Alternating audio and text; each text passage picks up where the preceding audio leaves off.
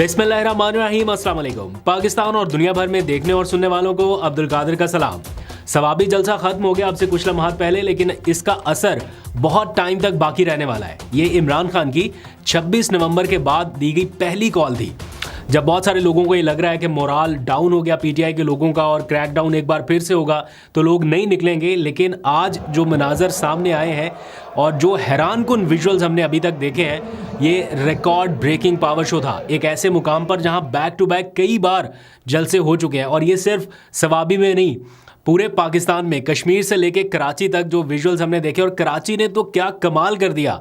मतलब अगर सवाबी के बाद किसी जगह का नाम लिया जा सकता है आज के दिन, तो वो हॉटस्पॉट था कराची। हलीम आदिल शेख ने, उनकी टीम ने और बाकी जो पीटीआई के लोग थे, क्या कमाल कर दिया। वहाँ के मनाजर भी शानदार थे।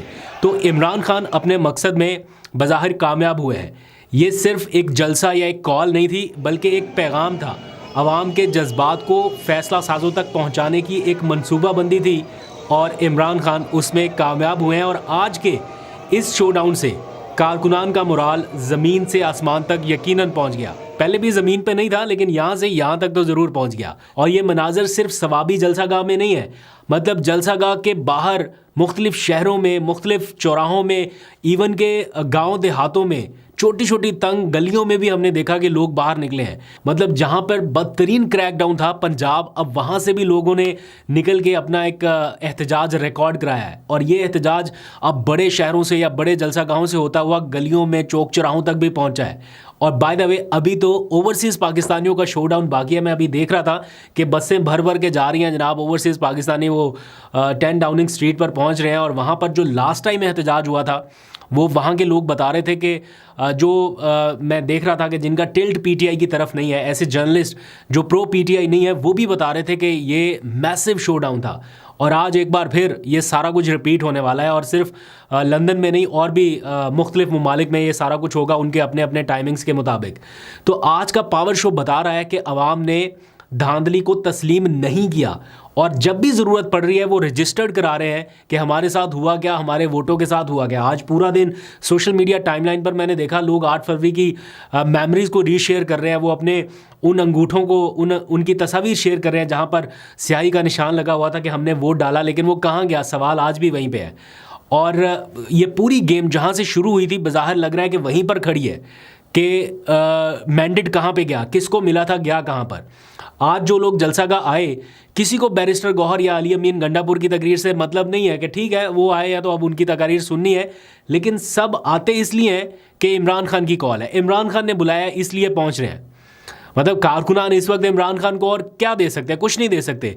और जो वो दे सकते हैं, जो वो कर सकते हैं, बस इतना ही कि जब भी अडयाला जेल से कॉल आए वो अनसुनी ना जाए, अनआंसर्ड कॉल ना जाए। इसलिए पाकिस्तान ने आज रिस्पॉन्ड किया। और इस जलसे के मनाजर देखकर, जो फ़िज़ाई मनाजर हैं, जो ग्राउंड पर थे, जो ग्राउंड से बाहर थे, इन सब मनाजर को देख के, उन जज्बात को देख के, उन एहसासात को देख के भी अगर कोई इन लोगों के जज्बात को नज़रअंदाज करे, सुना अनसुना करे, तो उसकी अपनी मर्ज़ी है। वरना जैसे बैरिस्टर गौहर ने अपने ख़िताब में कहा ना कि अब रास्ता निकालना होगा। मैं देख रहा था वो जो साबिक मजहबी अमूर के वज़ीर थे, वो कह रहे हैं मैं अल्लाह को गवाह बना के कह रहा हूँ कि इमरान खान जल्द आ रहा है। किसी को मालूम नहीं है कि कब आ रहा है, कब ये मुमकिन हो पाएगा, लेकिन अब कितनी और देर उसको जेल में रखना मुमकिन है, मुश्किल लग रहा है। जितना टाइम गुजार चुके, क्या इतना और रख सकेंगे या रहना चाहिए उन्हें? नहीं, क्योंकि प्रेशर बढ़ता जा रहा है। ये नहीं हो सकता कि आप बस लोगों को जो कहते रहे वो वही होता रहे, बस सिर्फ क्रैकडाउन से लोगों को रोक लें, एफआईआर से लोगों को रोक लें। ये किस हद तक ये चल सकता है?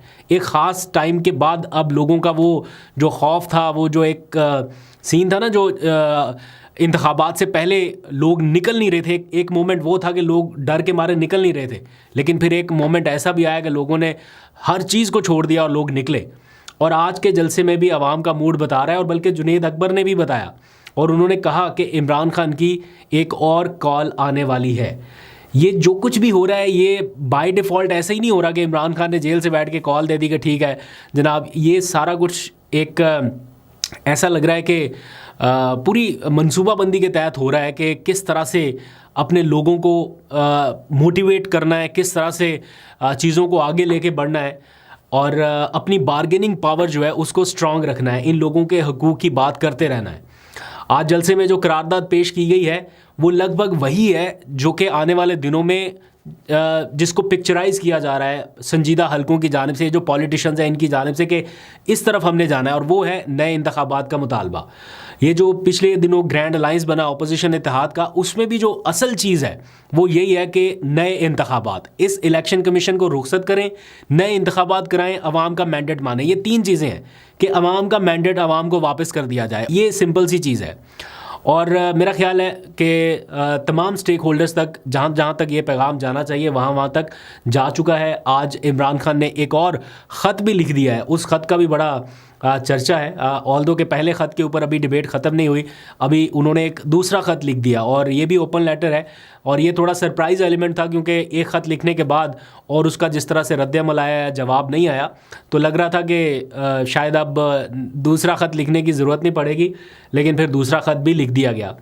तो ये सारी चीज़ें पैरेलल चल रही हैं, लेकिन ओवरऑल जो आवाम का मूड है, जो टेम्परामेंट है, वो आज के इस जलसे से बखूबी नज़र आ रहा है। और जो वहाँ पे लोग हैं जो तकारीर कर रहे हैं, वो बार बार एक ही चीज़ बता रहे हैं कि इन लोगों को सुन लें, इन लोगों को देख लें, इन लोगों की राय जान लें कि ये क्या कह रहे हैं।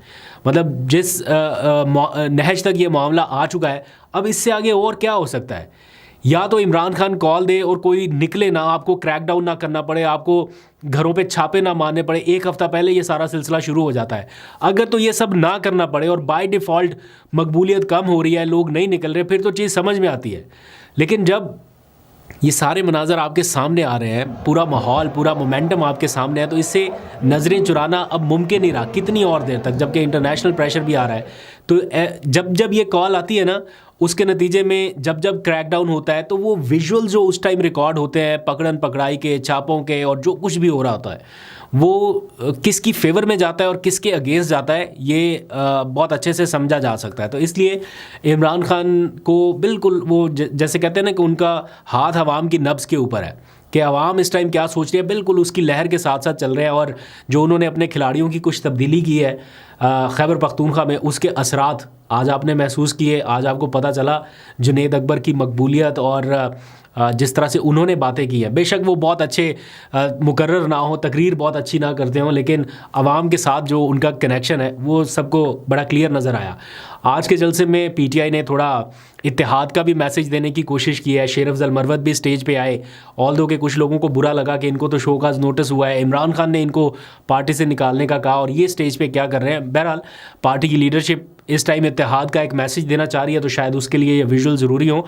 बट ओवरऑल आज का जो एक रिकॉर्ड ब्रेकिंग शो था, ये बड़ा ज़बरदस्त गया। दूसरी जानिब आ जाइए, अब 8 फरवरी का एपिसोड तो वाइंड अप हो रहा है, ऑल्दो के ओवरसीज़ पाकिस्तानी अभी शुरू करेंगे। पाकिस्तान की मैं बात कर रहा हूँ, पाकिस्तान से 8 फरवरी का चैप्टर आज इस जलसे के साथ फ़िलहाल के लिए जलसा ख़त्म हुआ। अब नज़रें होंगी 10 फरवरी के पूरे शो डाउन के ऊपर। अब 10 फरवरी क्या है? 10 फरवरी को सुप्रीम कोर्ट में जुडिशल कमीशन का इजलास है। वही सारा जजेस का मामला, जजेस तैनाती, इधर से हाई कोर्ट के जजेस ख़त लिख रहे हैं, उधर से सुप्रीम कोर्ट के जजेस ख़त लिख रहे हैं कि जनाब जुडिशल कमीशन का इजलास मौखर किया जाए, मौखर कर दिया जाए। अभी तक ऐसी कोई इत्तला नहीं है कि सुप्रीम कोर्ट में इजाफी जजेस की तैनाती के लिए होने वाला जुडिशल कमीशन का इजलास मौखर हो रहा है। लेकिन अगर आपके अपने फेलो जजेस आपको ख़त लिख लिख के बता रहे हैं, कोई एक नहीं है, दो नहीं है, 5 जजेस हाई कोर्ट के हैं, 4 जजेस सुप्रीम कोर्ट के हैं, तो इनको सुनने में क्या हर्ज है? अगर 2-4 दिन के लिए इसको पोस्टपोन किया जाता है, मेरा ख्याल है कर देना चाहिए, एटलीस्ट इनको बिठा के सुन लेना चाहिए। लेकिन जो हालात बन गए हैं, जिस किस्म की डिवीज़न है सुप्रीम कोर्ट में, जिस तरह से चीज़ें चलाई जा रही हैं कि बस पता होता है लोगों को पहले से ही कि इस जगह से ये कुछ हो सकता है, इस जगह से ये हो सकता है, और इसका एंड रिज़ल्ट क्या होगा, हर चीज़ प्रिडिक्टेबल हो गई है। अगर केस लग रहा है इस बेंच में, तो सबको आइडिया हो जाता है कि क्या होने जा रहा है। तो ये जो चीज़ें हैं, ये डिसअपॉइंट कर रही हैं पाकिस्तान की यूथ को, पाकिस्तान के लोगों को। 24 करोड़ का मुल्क है, इस तरह कैसे मामलात को आगे चलाना है?